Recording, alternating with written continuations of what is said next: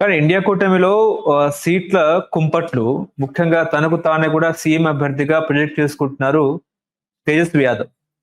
ఇది ఇబ్బంది కాదంటారా ఇప్పుడే? అది పెద్ద విషయం కాదు. 8, 9 సీట్లలో క్యాండిడేట్ చేశారు. ఇంకో 5, 6 రోజుల్లో తీసేస్తారు అందరూ. ఏదో వాళ్ళకి ప్రామిస్ చేస్తారు, నీకు ఇది ఇస్తావు, అది ఇస్తావు అంటే తగ్గిపోతారు చాలా.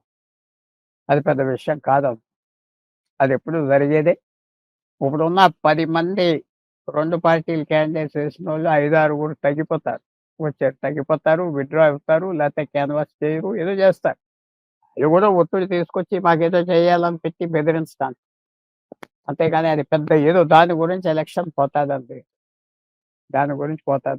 ఇప్పుడు ఆర్జేడీ కూడా ఇటు ముస్లింలకు, మహిళలకు 19 సీట్లు కేటాయించింది. వీళ్ళ ప్రాబల్యం ఎక్కువగా ఉండే అవకాశం ఉందంటారా?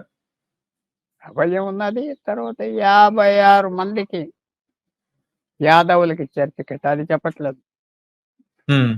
243 క్యాండిడేట్స్ లో వాళ్ళు 56 మంది యాదవులకి ఇచ్చారని చదివాను. తక్కువ లెక్క కాదు, పెద్ద లెక్క. వాళ్ళ 56 సీట్లలో వాళ్ళు ఇచ్చిన యాదవులు ఉన్నారు. మిగతా పార్టీలు కూడా ఇచ్చారు. 50 మందికో, 30, 40 మందికో. బీజేపీ అలయన్స్ వాళ్ళు ఇంకా అక్కడక్కడ కొన్ని నియోజకవర్గాలు అన్ని ఇదే కాదు కాబట్టి 75 నియోజకవర్గాల్లో 243లో పెద్ద ఫోర్స్ యాదవ్స్. అది మాత్రం పెద్ద ఫ్యాక్ట్. అది ఎలా పబ్లిక్ రియాక్ట్ అవుతారు. ఎక్కువ వాళ్ళకి ఇచ్చారు. బీజేపీ లాలు ప్రభుత్వం 2005 వరకు జ్ఞాపకం తీసుకొస్తున్నారు. జంగిల్ రాజ్ అని అది పనిచేస్తుందా? లేకపోతే మొహమ్మద్ తీసి కొత్త ఛాన్స్, కొత్త వాళ్ళకి ఏదో మార్పు కావాలి. నితీష్ కుమార్ని తీసేద్దాం. 20 సంవత్సరాలు బట్టి ముఖ్యమంత్రిగా ఉంది, తీసేద్దాం. మంచోడే కానీ ఎందుకని అంటారా? అది చూడాలి. కాస్ట్ ఎంతవరకు పనిచేస్తుంది, నరేంద్ర మోడీ ఎంతవరకు పనిచేస్తాడు, సోషల్ మీడియాస్ ఎంతవరకు పనిచేస్తారు, మైగ్రెంట్స్ ఎంతవరకు పనిచేస్తారు. లాలూ ప్రసాద్ పార్టీకి ఒక 25% ఓట్లు ఉంటాయి. నితీష్ కుమార్ బీజేపీ అలయన్స్కి 35% ఓట్లు ఉంటాయి. ఇటు ఉన్నారు జనం. ఓట్లు ట్రాన్స్ఫర్ అవుతాయా అవ్వా, శాపతాజ్ ఎక్కడ జరుగుతుంది, చాలా కీలకమైన. నరేంద్ర మోడీ అలయన్స్ ఓడిపోతే ఆయనకి చాలా ప్రాబ్లమ్స్ వస్తాయి. చాలా అల్లరైపోతుంది. ఎటువంటి ప్రాబ్లమ్స్ వస్తాయి సార్? ఒకవేళ గెలిస్తే తిరుగులేదు, ఓడిపోతే బలం హిందీ రాష్ట్రం పోయింది, హిందీ మాట్లాడే రాష్ట్రం పోయింది, ఉన్న ప్రభుత్వం పోయింది. ఆయన వీక్ అయిపోయాడు. ఆయన వీక్నెస్ దాచుకుంటున్నాడు. రాబోయే ఉత్తరప్రదేశ్ ఎలక్షన్ మీద విశేషమైన ఇంపాక్ట్ వస్తుంది. అది కూడా వస్తుంది. సో ఇవన్నీ చూడాలి. పెద్ద ఇంపాక్ట్. ఇది ఒక సైకిల్ లాగా వస్తుంది. ఎందుకంటే బెంగాల్లో బీజేపీ రాలేదు, తమిళనాడులో రాలేదు, కేరళలో రాలేదు, పంజాబ్లో రాలేదంటే ఎవరు పట్టించుకోరు. ఇది వాళ్ళ స్టేట్. ఎంతో ఇన్వెస్ట్మెంట్ చేశారు 5 సంవత్సరాలు నరేంద్ర మోడీ ప్రభుత్వం. బీహార్ చాలా వరకు ఇన్ఫ్రాస్ట్రక్చర్, డ్యామ్స్, స్కీమ్స్ అన్ని కట్టారు. అందరూ ఒప్పుకుంటున్నారు. కానీ అది సరిపడుతుందా? నరేంద్ర మోడీ ఉండాలంటారా, లేకపోతే వాళ్ళు ఇంకో దారి మీద వెళ్తారా? చూడాలి. చాలా నరేంద్ర మోడీ బీహార్లో సక్సెస్ఫుల్ అవుతాడా? పాత స్ట్రాటజీ మీద వెళ్తున్నారు. 2020కి 2025కి చాలా తేడా ఉంది. ప్రజలే 20% మారిపోయారు. ప్రజల మైండ్ దాదాపు 20 లక్షల మందో, 30 లక్షల మందో కోవిడ్లో చచ్చిపోయారు. ఆ ఇంపాక్ట్ అంతా అప్పుడు వస్తుంది. మైగ్రెంట్స్ వెళ్ళారు. ఏంటి వాళ్ళు ఏం ఆలోచిస్తున్నారు? తీయటి మాటలు నమ్ముతారా? ప్రతి ఓడికి ఉద్యోగం ఇస్తాను, కుటుంబానికి గవర్నమెంట్ ఉద్యోగం అన్నారు తేజస్వి యాదవ్.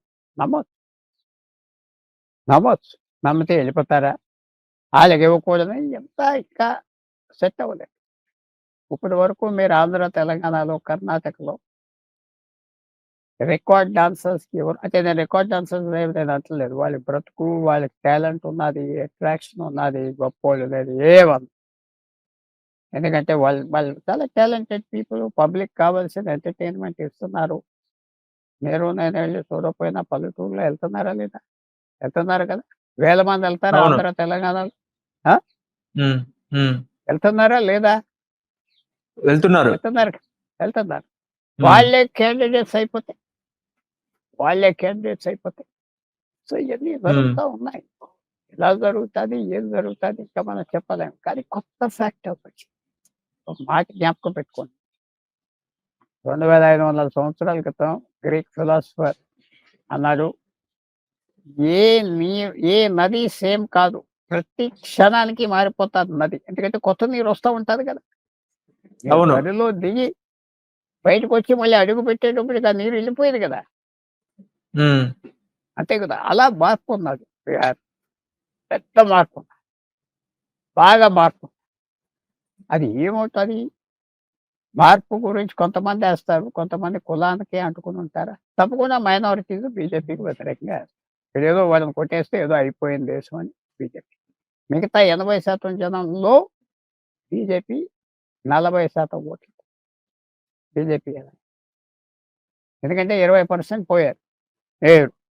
మిగిలిన 80లో 50 ఎక్కడొస్తాయి? ఓ 40 తెచ్చుకుంటే అది బయటకొస్తాయి. తెచ్చుకోగలరా? అది పెద్ద ప్రశ్న. ఇదేమంత ఈజీ ఎలక్షన్ కాదు. ఏదో అయిపోయింది. ఏదో ట్రిక్స్ ఉన్నాయి వాళ్ళ చేతిలో. ఏదో చేసేస్తారు. ఏదో చేయగలరు. తర్వాత చిరాగ్ పాస్వాన్ అనే వ్యక్తికి ఎక్కువ సీట్లు ఇచ్చారు. వాడు డ్రామాలు, వాడు పబ్లిక్ మీడియా మేనేజ్మెంట్‌లో చేసి బలం ఉన్నదని చెప్పుకొని 29 సీట్లు తెచ్చుకున్నాడు 243లో.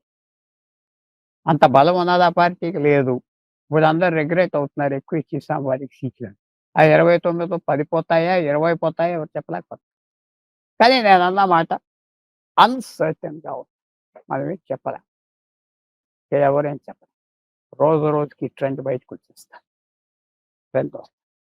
విసుగుపోయారా? సరదాగా ఉన్నదా ప్రజలు? జ్ఞాపకం ఉన్నదా? ఇయన్నీ ప్రశ్నలు ఇంకా తేలాలి కదా! చూద్దాం.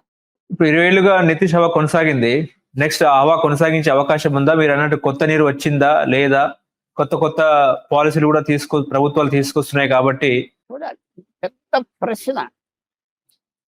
నరేంద్ర మోడీ మీద పెద్ద ఇంపాక్ట్ ఉంటది. నరేంద్ర మోడీ బీహార్‌లో ఏంటి, ఏ రాష్ట్రంలో అయినా. జవహర్లాల్ నెహ్రూకి, ఇందిరాగాంధీకి, ప్రధానమంత్రికి దేశం అంతా ఇంపాక్ట్ ఉండేది. అలా మోడీకి కూడా ఇంపాక్ట్ తీసుకొస్తాయి. కానీ సరిపడతదా? మోడీ మీద చెడ్డ డైరెక్ట్‌గా లేదు. చాలా పెద్ద పేరున్నది. కానీ ఆయన ఎలక్షన్ కాదు. 243 ఎమ్మెల్యేలకి ఎలక్షన్. ఎంతవరకు సాధించగలరు? చెడ్డ క్యాండిడేట్స్‌ని గెలిపించే పరిస్థితి లేదు. ఎందుకంటే బాగా పోలరైజ్ అయిపోయి ఉన్నారు. ఊరు, పేట, కులాలకి, మతాలకి. సో, ఇది బీజేపీ అలయన్స్ గెలవాలి. గవర్నమెంట్ ఫార్మ్ చేయాలి. లేకపోతే ఇంక మోడీకి మాత్రం సాఫీగా ఉండదు. ప్రభుత్వం ఏం పడిపోదు. సాఫీగా ఉండదు. అల్లర్లు అవుతా ఉంటాయి. గొడవలు అవుతాయి. ఉత్తరప్రదేశ్ కోసం వ్యతిరేకం అంతా ఉత్తరప్రదేశ్ మీదకొచ్చేస్తుంది.